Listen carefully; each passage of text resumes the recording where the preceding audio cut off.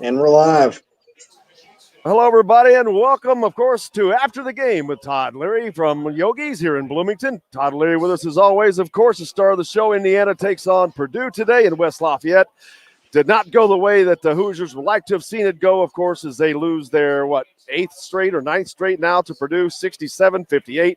Archie has lost, I think, 7 of those. Not a way to end the regular season, but it's not a shocker. It's kind of what we expected, Todd. Yeah, and that I think that's part of the unfortunate, reality we're in right now is there was nothing that happened at the end of the year that we didn't expect to happen. I think the wins over Iowa are really, the only real highlights I think you can take away from the entire season. I mean, would you agree with that? I mean, I don't know that Indiana accomplished anything throughout this season other than beating Iowa twice that would surprise us or that take us that we wouldn't expect to happen. And it's frustrating. It's a really frustrating end of the season. Yeah, and I think that you just nailed the thing is what did they accomplish? This entire season, we've known what they need to do, and throughout a game, everybody, if they would do this, if they would hit shots, well, of course, we know what they need to do and what they've needed to do, but they've needed to do that all year, all season, or 4 years, whatever. It doesn't matter. It is what it is, and now they're at the end of the season. They have very little to no shot of postseason play except the NIT. You've got to go into the Big Ten tournament next week. We'll get to that. Is there much? What about the game is worth even talking about? To be honest with you, I mean, they didn't hit shots. This is a game like the Michigan State game where they were in this thing almost till the end and shot horribly the entire day, and could have, with just a couple of shots, been in this thing. I mean, 5 of 23 they end up from 3-point shooting, 20 of 52 overall for 38%, and that late technical, which was kind of BS. But they were there just doing the little things would have probably been enough to win a game like this. Well, and when you look at it, like, this is going to sound crazy, but the 5 of 23 is even way better than what it really was throughout the crux of the game. I mean, they were at one point in time, Indiana was 2 for 17 from the 3-point line and 3 for 8 from the free throw line. And that was fairly late in the second half. And I don't know what level of team you would have to be playing against in order to have a chance to win in a game where those are your stats.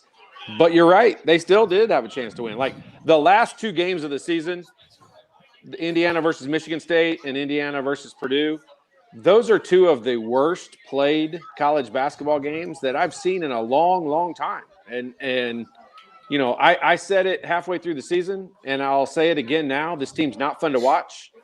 They don't have any identity. I don't know if you were watching or not, but early halftime, I heard the announcers talking about, we kind of understand and know what Purdue's identity is, but what's Indiana's identity? And they couldn't even come up with anything. I think Sean Farnham was on there. He couldn't even identify what Indiana was all about. And I'm probably watched as close as anyone that's not on the actual staff, and I don't even know what we're about. And look, I will simplify it to this. And I know a lot of people will say it's not that simple. But if you can't make shots, and when you cannot shoot the ball the way Indiana can't shoot the ball, you take yourself out of the opportunity to win of an enormous amount of games. And I said halfway through the season when everyone, the coaching staff and everyone was saying turning the ball over and that was the key to us winning and all that, BS. No, it's not. If you can't shoot, you can't win no matter what. And it's much easier to teach someone not to turn the ball over than it is to teach someone to shoot the ball, apparently. Yeah, Indiana got off to a decent start today, but it would have been a tremendous start had they just been able to knock down some of those shots. And that has been the recipe this entire season, though. Whether it's a close game, if they just hit some shots, they're in it. If it's another game, they could have pulled away. So not hitting shots has cost them in every way imaginable. Yep. But it has not been something that's been inconsistent. They've just not been able to do this all year. The whole time Archie's been here, really. And that's not changing soon. But you can't win if you can't shoot. I mean, this is a game of putting the ball in the basket, and people talk about Trace Jackson being a double-double machine. Well, it's because he's their only offense most of the time, and those points are coming from close in. When that's all you have, you're really limited like we saw today. Yeah, and there's a lot. The ball's got to bounce your way a lot when you have Trace Jackson Davis's offensive game. I mean, when you're limited the way he is to score, it's just difficult. Like, you've got to work hard and come up with the junk baskets, and right now those junk baskets aren't happening for him, and so he's struggled the last few games. I don't think it's coincidence that you see his frustrations coming out. You see in the last ball game the outburst on the bench. I think we saw some more of it in this ball game. If you watch the beginning of this game today, not to pick out anyone in particular, but if you watch the first 10 possessions of this basketball game today, if his name weren't Trace Jackson Davis, he would have been out of the game and not played anymore for the rest of the day. His effort level was so bad. He gave up offensive rebounds. He gave up easy baskets. He was non-existent in the first 10 possessions of the basketball game today. And then later on, he got better. Like I saw him on the bench yelling, "Show me some energy." Like, I'm pretty sure that's what he was saying, something along those lines. But I mean, to start the game out, he was as bad as you could possibly get. And if it weren't for him, if it wasn't him doing it, that person would have never gotten back on the floor. Before I forget, Race Thompson is a warrior, and he's been one of the few positives all season for this team. I didn't think there's any way you were going to see him today after having to go through a surgical procedure for the broken nose that he already has. We saw him go down in the last game, and but back out there trying and just giving it his all. So got to salute his toughness and playing that, giving everything on a team that's not winning. Well, that's hard to do. Yeah, the part of it I mean, the games are the fun part of the season. Let's remember that. So obviously you want to play in the games as much as possible, but it comes down to, with the injury, if it's not something that can, drastically get a lot worse, then really you just have to manage the pain to get through it. And there's a lot of guys that play. Brian Evans played with shoulder injuries for 3 seasons. I mean, it's just, you just got to manage the pain to get through it. It's not going to get better. It's not going to go away for sure. And so, yes, it is tough of him to play. That's awesome. It's great and all that. I think Race was probably, I think Race and Al Durham were probably you probably got what you expected out of them throughout the season pretty consistently. I think they had seasons kind of right on par with what you would have wanted. Had you told us their stats right now and how they played, if you told us those stats early in the season, we would have taken that. Like, I think we'd have taken what we got out of them for the season. I think it's the other 3 positions that really cost Indiana throughout most of the season. Yeah, today I was shocked. As earlier I mentioned off air that I was shocked Indiana ended up with 4 players in double figures, although not high numbers. Trace Jackson Davis gets 12 points on 4 of 9 shooting, 4 of 7 at the free throw line. Durham with 14 on 4 of 11. He got to the free throw line and 4 of 5 there. He was 2 of 4 behind the 3-point line. Finney continues to struggle to shoot the ball. 10 points on 4 of 13, but 1 of 7 behind the 3-point line, 1 of 1 at the free throw line. And Jerome Hunter, 1 of 6 behind the 3-point line. So 2 of 13, but between those 2 guys alone right there. And those 3 that they made came in the last, 6 minutes of the game. Like, throughout the majority of the game when they could have put themselves in a much better position. It's a huge difference. I mean, those shots that were made, look, whatever the final score ended up being in this, like, as an Indiana fan, in the last 6 minutes of the game, did you ever really think we had a chance to win? I didn't. Like, I never felt like – I mean, it stayed around that 5, 6, 7, 8, 9 point range, and I never, at 1 ounce of me, felt like we were going to win that game. Yeah, they got within 4 and had the ball at one point there toward the end, and from that moment when they didn't score there, and then they pulled back away. And, of course, in the late technical, it was BS, I think, but it didn't help matters much. But I don't think it would have made any difference. But you can't get that. But that was on the bench, I think. I'm not sure where it came from, so I'm not trying to place blame, just mentioning it.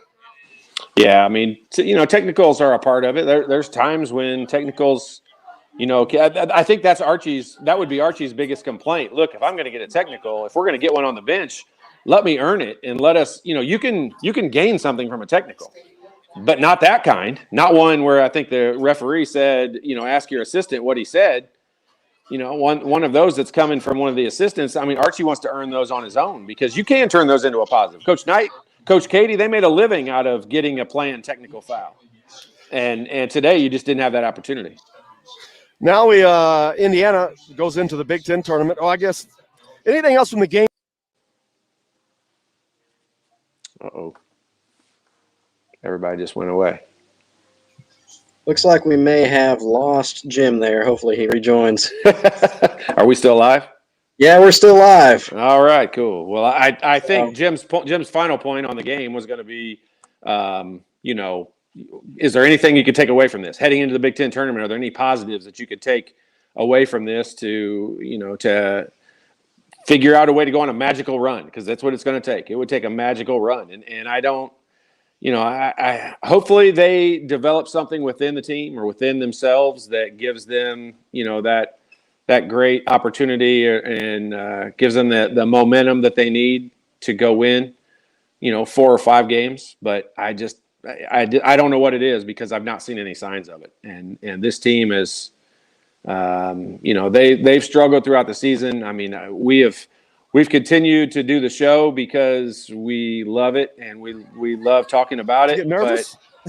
Yeah, a little bit. I just went away. I was like, what happened? We knew you'd be back eventually. I figured some drunk idiot in there probably pulled the No, plug it on just went away. I don't know what happened, but I just went over, what does Indiana take out of this heading into the Big Ten tournament? And I mean, they're going to have to develop that momentum on their own is really all I just said. I mean, the biggest thing is the freshmen. They haven't gotten out of this season what I think they should have gotten out of this season. They've gotten a lot more here at the end, but they didn't get what they should have gotten. And the opportunities were there over and over and over. And, of course, that's on Archie, but not getting into the coaching stuff right now. But, we're going to have to, there'll be a lot of talk in this offseason. No, even if there's a coaching change, not a coaching change, no matter what happens with it.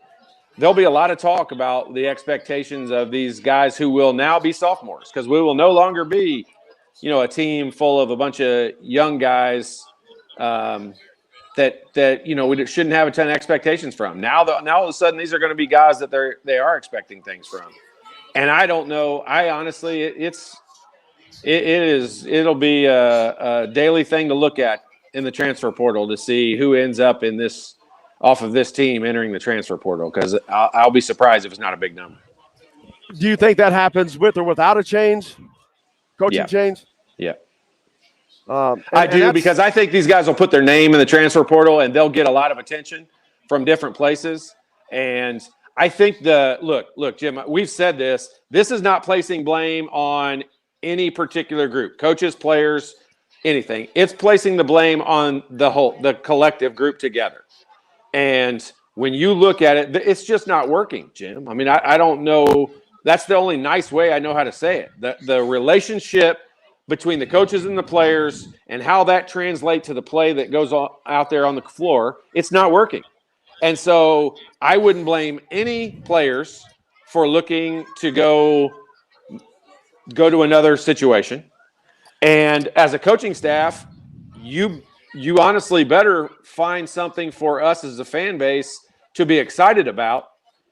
And no, we don't sign your paycheck, but it's an awful lot of crap you got to put up with if things look like they've looked in the last 3 years.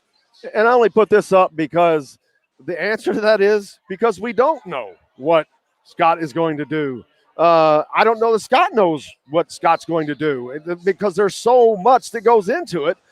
I don't know that they're even there what they're going to do either way right now. The season has to play out. Yeah, and Brandon, appreciate the question, but I mean, I've said this I think every time so far, but I will tell you what actually will happen. This is the events that will take place. At some point, Dolson will sit down with Archie, and they will figure out what direction this program as a whole is going. And if that satisfies Scott Dolson, then Archie will remain the coach. If that doesn't satisfy Scott Dolson, then Archie will not remain the coach. And no matter how the length of his contract, no matter what it all is, they will sit down and talk. And if he is made to understand that things have a positive direction to go, then he'll stay. And whether people like it or not, we don't know. We'll have to wait until that comes out. So that's why there's not. It's easy to get all upset, but man, until we get to that point, we can just Jim. What's that? You don't talk too much about what the problems are unless you've got a good solution as to what it is. And right now, I don't think any of us. And the first person that says Brad Stevens should be kicked off the internet. Like that's not it is not. Let's talk about realistic options. That's everyone's dream. Sure, it's my dream. Sure, of course. But let's look at what reality is. And reality is right now, any coach that Indiana would want to hire is getting ready to play in the NCAA tournament. And you're not going to be able to talk to him until April. So we got a solid month full of keeping our mouth shut and sitting back and letting these guys interview for the job on throughout the NCAA tournament.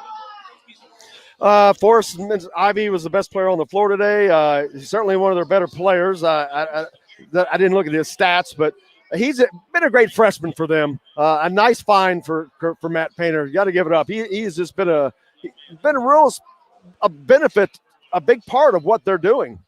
Oh, there's no doubt. I mean, we heard a lot about the Indiana freshmen coming in this season. I will be perfectly honest. I didn't hear anything about Ivy. Now, I probably don't follow it as close as a lot of people do, but I hadn't heard anything about him.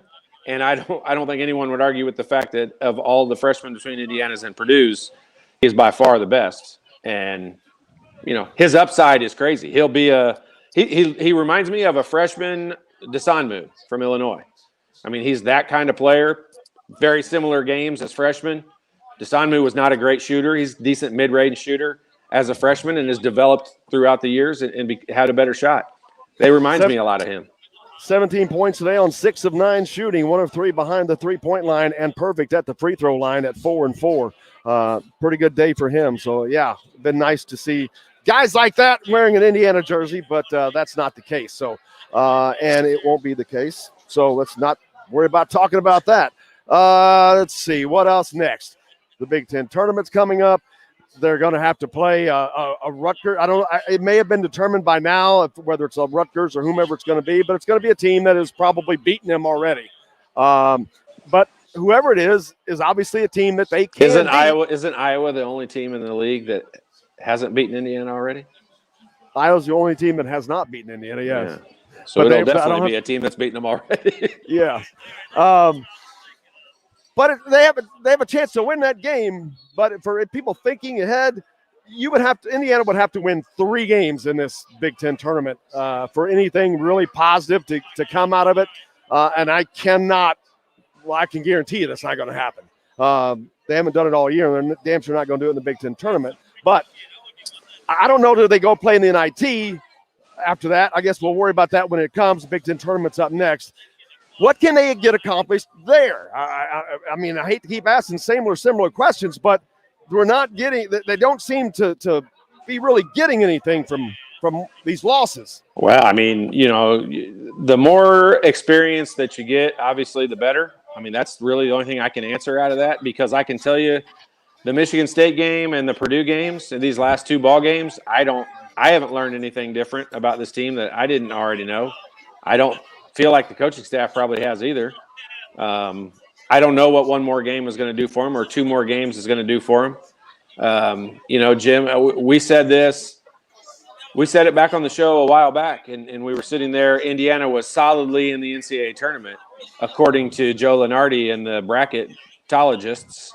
And, I mean, I said at that point, Indiana's going to finish 12-15 in the league. And everybody thought I was doom and gloom. And the only reason they didn't finish 12-15 is because they didn't play that last game against Michigan, which we all know they would have been 12-15 had they played that extra game. So they finished 12-14. That is a failure as a season. That's a failure as a team. I don't know how else you look at that. I don't know why anyone would ever even try to attempt to say that's not a failure of a team. That's not a failure of a season. And I just don't know. I don't know what else to say about him, Jim. This is not anything on you. It's not anything on Indiana fans in general. But there's nothing else to talk like.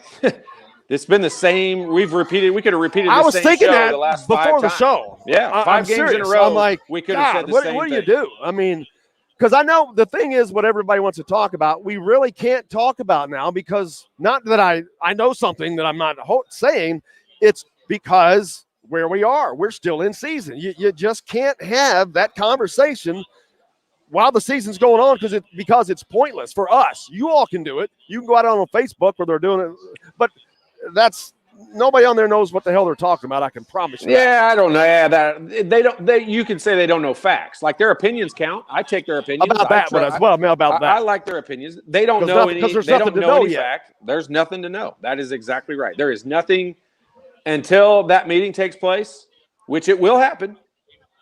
Until that meeting takes place, we can all speculate all we want. We can all say what we want. We can all give out our wish list. We can all say all the things that we would love to have happen. And I'll tell you, from an Indiana basketball perspective, this is my opinion as to what the absolute best thing that can happen is. You keep Archie Miller. You get 2 or 3 new assistants that come in there, and Archie hands over some of the reins and responsibility to where all of the offense and all of the defense and everything is not on him. Now, does that mean I think that Tom Ostrom is not good, or that Mike Roberts is not good, or that Mr. Hunter is not good? Do I think that means any of those things? No, not at all. All I'm saying is it's not working as a collective group, okay? And Archie has a contract that lasts for 3 more years that would be crazy expensive to get out of. I don't think Archie has a philosophy that is unable to overcome. I think he brings a lot to the table, but I think he needs some offensive help. I honestly think that, and I think they need some player development help. And unless that happens, I honestly believe we will see this exact same thing on the floor next year. Yeah, left that other last shot up there. The shots, they're not just missing shots; they're missing them badly. Yep, real bad. I mean, how we know that. You know what, Jim? I'm going to go to a Carmel game tonight. I'm going to go to a Carmel basketball game up in Carmel tonight against Westfield for the sectional championship up there, and I'm going to watch a minimum of 5 guys on the floor that can shoot better than every single player on Indiana's team. Now, explain that to me. And I'm talking both teams. I mean, Braden Smith from Westfield is going to be one. He's probably the best out of all of them. But I'm going to watch 5 kids on the floor that can all shoot better than anyone that has a Division I scholarship at Indiana. And that's not me talking trash. That is not me trying to poke at people. That is fact. That is simple, straight up fact. And I don't want to hear that, it's different game speeds. Guys are so much bigger and more physical. Jim, we missed Robbie Hummel and the guys on the call tonight commented shot after shot after shot about the fact that these are not contested shots. They're missing wide open shots. And like you said, they're missing them bad. Like they're missing them bad. Ryan, good call. Thank you. You're right. Nebraska hasn't. That's why we say it. That's why I say it, because I'm wrong all the time. But I guess the one thing that I'm wondering, no player development. I think it's going beyond that. Not only is there no player development, but is there some player regression? I mean, Rob Finney, these guys. I don't recall these guys shooting this poorly in high school. And I'm not saying Rob Finney was never great, a shooter. Look, I will tell you straight up. I've coached against Rob Finney since he was in the 5th grade. He was never a shooter. I coached against him in AAU, and we laid off of him. We didn't even guard him. He was not a shooter ever. So he was not recruited as a shooter. He's never been a shooter. He is not going to be a shooter until they make some changes with him. I think he could be. I think they have capabilities of it. I could turn him into a shooter. I just don't think they're getting in a week. I could all. turn him into a shooter. You're right, but you said regression. I mean, they had to be good in order to get worse, and they weren't good to start with. And it just seems that I don't know if it's the offense that takes them out of their personal type flow. I don't know, but it just seems like the script. Look, I'm going to take the easy way out in this, and I'm going to say the same thing in that. I'm not going to say that the offense is incapable of working. I'm not going to say all of that. I'm going to say the collective group, the relationship between the coaches and the players, and how that translates into the product that's out there on the floor isn't working. It's not good. It's not fun basketball to watch. It's not winning basketball. It is not capable of competing at this level. It's just not. And so some changes have to be made. And I truly believe that, these teams should have – I'm not sure that they should have, well, I mean, I don't know how you say that, because for Purdue to finish where they're going to finish in the Big Ten is amazing. I'm reading that as I'm going right there. Oh. Do I think weightlifting has anything to do with their shooting? No, I don't, because I honestly, when you've got touch and when you've got, eye-hand coordination and you're a good shooter, like going and lifting weights, yeah, I mean, that might affect your shot for like 12 hours or so. But once you get back into the rhythm of it and all that, I don't think it negatively affects your shot. No. But what I will say is I think that the weightlifting is great for them. I love the fact that they do all of that. But you got to do the other side of it too. Like, you have to develop the skill side of it also. And all I say when I break that down is I'm sick and tired of seeing the pictures of how ripped our guys are. And then we go out and shoot 2 for 17 from the 3-point line. Yeah, so moving into the Big Ten tournament next week, they've got till Thursday till they play.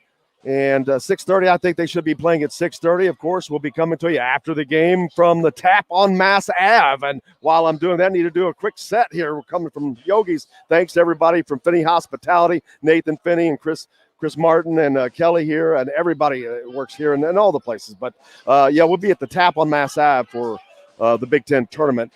Man, it's another deal where people aren't – this is where this whole coronavirus started last year. I remember walking away that morning after the Nebraska game from Lucas or Banker's Life, and it was beautiful weather, but I had no idea that was the first day of not having our lives for a first day of year. our new normal. Our new normal.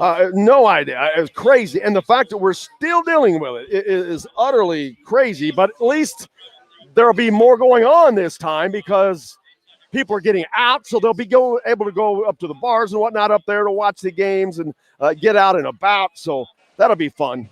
Yeah, I remember the post-game show. We did it from the tap on Mass Ave last year, and I remember them talking about canceling a post-game show or an NBA game, and we saw the pictures of Mark Cuban where he was looking at his phone, and he was like, what? No way. And you think back on that, and you're like, we truly were blindsided and had no idea at that point what was getting ready to take place for the next year. But you know what is amazing is – like I said, I'm getting ready to go to the sectional game tonight to see my son play. They're going to finish. High school is going to finish their season. The women just finished their season in high school basketball. The Big Ten tournament's going to take place next week. We're adapting, and that, everyone's to be applauded for that. The teams have done a fantastic job of coming back when they've had layoffs and all of those things. It just is. I mean, I want to throw up, Jim. It is so disappointing that this tournament's going to take place in the state of Indiana, and IU's not going to be a part of it, that it breaks my heart, and it makes me not want to talk about it or watch them. It's that frustrating to me. Well, you're not alone. A lot of people feel that way, and it's terrible because of the historic. That's something that'll never happen again. It's never going to have the tournament in one place. It's a historic thing. It's just sad, and it's all it is. So we got to deal with it. Fans are going to have to deal with it and move forward. But that's the tough. Don't have to deal with it. We're not forced as humans to root for IU. We can choose who we want to root for. That could be the easiest part that they we have can to choose deal who with. we want to root for. And we'll talk about that later, but that could be the easiest thing they have to deal with over the next year. But as we go forward with the season, we will be able to talk about that if they're next week, next Thursday, after the game. We'll talk about the NIT or whatever's going to happen next, and then what's going to happen with this team. So we're going to talk about this. Let me throw it to you, Jim. If you got an invitation to play in the NIT and you were Archie Miller or Scott Dolson, would you take this team and play in the NIT? Yeah, only because if it was me, yes, but I'm thinking like me. I'm not thinking like Archie. I got you. I'm asking because I'd like to hear your reasoning. I would take these freshmen down there and I'd get them every damn minute that I could get them, or anybody that's coming back, get them and work. But they can't just do what they're doing because they're not working. They're just going over the same script. But I would love to if they could implement some of the things that you said, but you can't do that in that short of time. But I don't know that they can turn it down. It probably comes with a check. So there's another thing that Scott Dolson's going to say. If it comes with a check, your ass is going. So there's that part of it. But yeah, There's so much to it. It's like I said, I'm thinking for me. I'm not thinking what like happens. What happens in this scenario, Jim? What happens if you get an invitation to the NIT, and you decide to go play, and then Trace opts out? What's the optic look on him at that point? It's bad. That he's quitting on his team, and it's bad. It's awful. You don't want. You don't. And he's not that kind of kid. He's not that kind of person. Trace Jackson, I don't want to put him out. Then I'm opting my team out. I don't want to put him in that kind of position. And this has been a frustrating year that you can. I honestly believe, based on what we've seen, because I think you'll go play a game in the NIT that's going to be very similar to what you just saw versus Michigan State and versus Purdue. That level of talent is who you're going to play against in an NIT game. And I don't think we learned anything out of those two games. Therefore, I don't need to go put anyone through that same scenario again. And I don't see any benefit or any gain for Indiana to come out of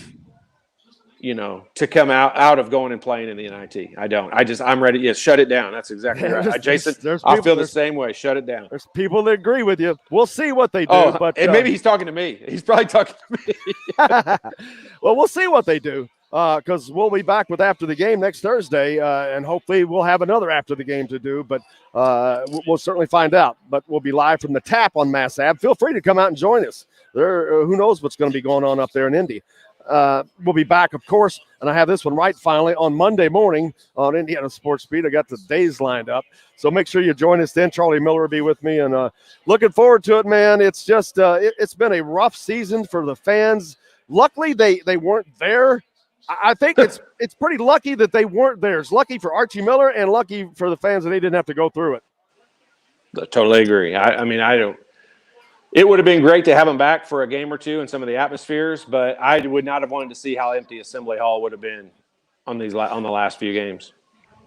Well, I cannot thank everybody enough. Again, of course, everybody from Yogi's and Finney Hospitality Group, Nathan Finney, Chris Martin, Kelly here at Yogi's. And if you're out and about, make sure you stop by. But we'll be doing it again, and I'll be back on Monday. For Todd Leary, I'm Jim Coyle. Go out and have yourself a great day. Keep wearing your mask. And until Monday, I will see you on the radio.